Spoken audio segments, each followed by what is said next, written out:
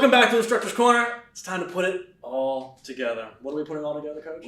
Application of all the stuff, jumbo stuff that we've been talking about, right? We got, some abduction, adduction. This guy does this and that. But why do we freaking care? Like, why have we been spending all this time recording videos and your readings and your yellow digs, learning about joint actions and planes of motion? Like, who cares? I just want to do 3 sets of 10 on bench press and call it good, right? Just want to get gains, right? Just with gains. Well, if you don't understand the joint actions, the plane of motions, then it becomes difficult to identify what in someone's program you need to work on, how to better locate certain aspects of the body. We're going to show you how this is going to be applicable to you. So another analogy that I like to use is that when you go to a mechanic, you want your mechanic to understand how your car works better than you. He may speak to you in a way like, oh yeah, we're going to change some things or change the filters and flush it out or something like that. But you want him to understand what he's doing, because if he doesn't, then well, that could be a bad thing. You want to be a successful personal trainer? You need to know your stuff. Yeah, be the mechanic. All right, so talk about shoulder, right? Talk about shoulder. So we've got shoulder abduction, alpha bravo duction, and alpha delta duction. This is kind of like a lateral raise. Now, what plane of motion would that be in? I'd say the frontal plane. The frontal plane. So frontal plane of motion, abduction, adduction, talking about working the delts here. Now we also got horizontal abduction, starting out here, all the way to here. Horizontal adduction would be bringing it back in. Now remember, abduction and adduction, the definition of that is, adduction is adding to the midline, and abduction is taking away from the midline. So we're doing the same thing here, but this humerus, right, this upper arm bone is in line with the horizon, horizontal abduction, horizontal adduction. If I were to give you an example exercise of what would include horizontal adduction or abduction, I would say, what exercise, Coach? Chest fly. Chest fly? Or what about a compound movement? This might be good to apply to them as well. Such as? A bench press or a push-up. Ah, yes. Now, what you also need to know is, common question we usually get, Coach, can our exercises be in multiple planes of motion? Absolutely. Absolutely. What's an example of that?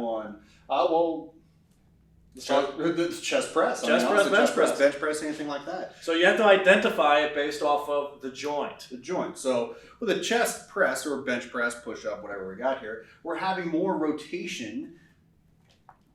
Hopefully better than that. More rotation. Paul. Paul? That was Phil. His name's Phil. Paul. It changes. It changes. So we want more rotation at the shoulder or the glenohumeral joint here. Now, so we've got abduction, adduction, the frontal plane. We've got horizontal abduction, adduction. That is in the transverse plane. Remember, transverse plane divides the body in superior and inferior halves, or top and bottom. What else do we got? We've got elbow flexion. Elbow flexion. So we all curls, right? We got to get curls here in here. So elbow flexion, elbow extension. That is what plane? The sagittal plane. Sagittal plane of motion. So if I'm going to do a biceps curl, I'm working the biceps group. Now, if I turn around and I'm doing triceps extension like a rope, press down, that is still elbow extension, elbow flexion, still sagittal plane, but we are working the triceps group with a group of muscles on the back. I think we got one more. We're going to talk about the hips, right? We'll talk about the hips. All right. So, what's our favorite movement of the hips? Squat. Well, I don't know. Deadlift is kind of hip thrusts. Oh, it is? No. Dang, I don't know. There's top three hip thrusts, squat, and deadlift. I don't know. You choose. Anyway, so go ahead and, what are you doing here? Gonna do a squat. Okay, you're gonna do a squat. All right, so in the squat, we see hip flexion happening, and you may not be able to see it, but you also see knee flexion down there. Now go ahead and stand up. So when he stands up, he's going into hip extension. Extension, right? We're using the glutes. We're using quadriceps.